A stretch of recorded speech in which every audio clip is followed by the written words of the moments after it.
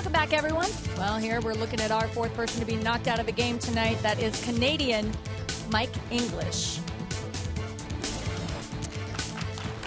All right, Mike, you know, you are used to fighting forest fires, so you're used to the heat.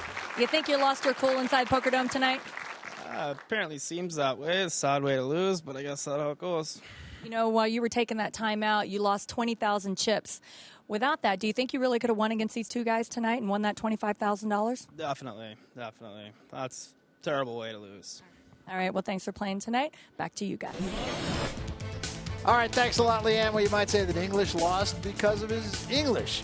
And so we come to head-to-head play, and it'll either be Robert Mayo, he stands at 162,000 chips, or the man next to him, Zach Williamson, at 138,000 chips. One of these two will join Carl Olson, our winner last week. Very good player, a poker professional. Tonight's winner will be next to him in seat 2 at our final $1 million qualifying table. Mike, let's talk about the head-to-head rules. All night, the players have bet pot limit before the flop, no limit after. Now, it's no limit anytime, and they each have a time extension for those tough decisions. So here we go. Mayo has been very consistent. This time Williamson with a king 8. Check. Queen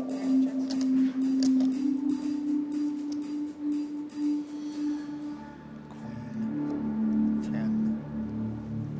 Another 10. Williamson still big favorite. Check. 10,000. Good exploratory bet.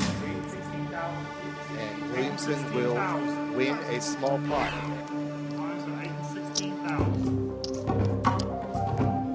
Lines have now gone to 8,000 and 16,000, and we are virtually dead even. 152,000 for Mayo, 148,000 for Williamson.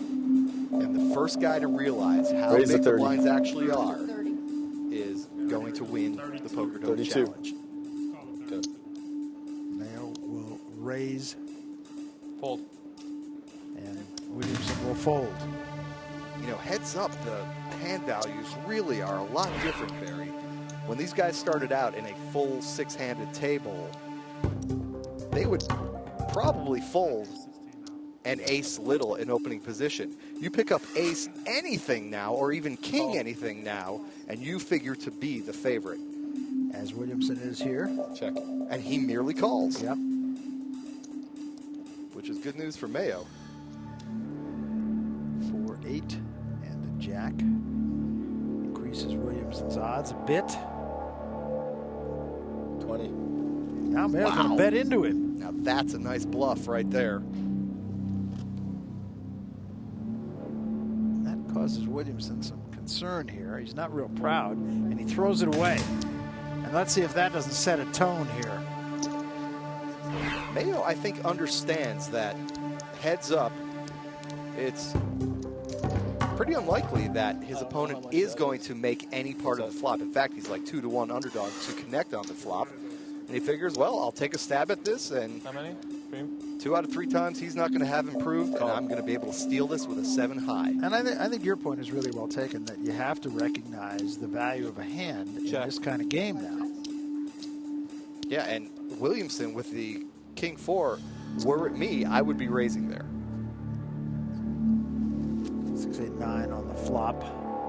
Mayo, very cool. Look at his heart rate, just 78. Yeah, this is a guy who really downplayed his chances and told us how little experience he had. And he's going for it again here.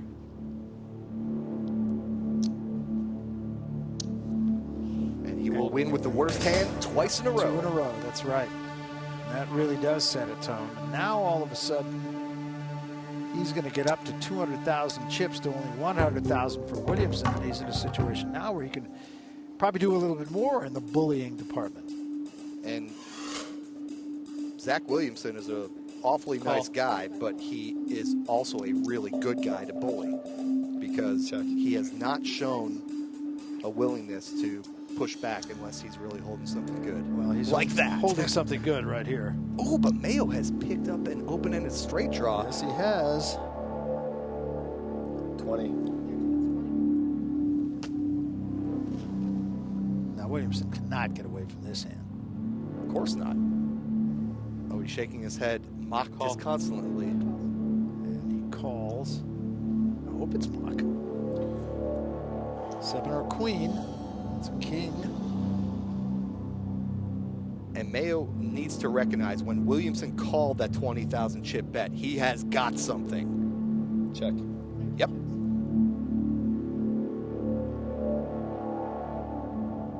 Whoever wins this pot will be our chip leader. Check. So check, check. And there's 4 jacks. Jack. How do you like that? Well, if you're going to win, win big. Yeah, and Mayo can't win this pot unless he bets. We know that nothing's going to get Williamson to fold. 30,000. Yep, and he figures the only way I can win this pot is to take a stab at it. Now, Williamson's going to go through the act and do the time extension, which I think is a great play, and I like the strategy. He's just picked an unfortunate time. There's no amount of histrionics here that's going to get Mayo to call with the 10 high. So Williamson's going to, shake the head and figure out what went wrong and how could I have played this better, and then sort of shrug and say, okay, I guess I got to go all in, and then Mayo's going to fold. That's exactly right. So it's a little bit of drama. All in. And now he does exactly what you said. And let's see if that bluff.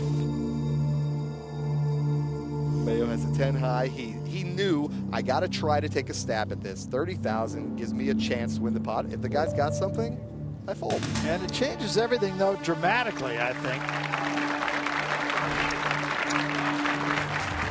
We are in head-to-head competition to fill the second seat in our final $1 million qualifying table. And it's going to be one of these two players. Will it be Robert Mayo of Kalamazoo, Michigan, who right now stands at 134 chips, or will it be Zach Williamson from Ontario, Canada? He's now the chip leader at 166,000 chips. Ooh, his mom, Joyce, sure does hope that her son wins this one. So Joyce Williamson here rooting on her son, Zach.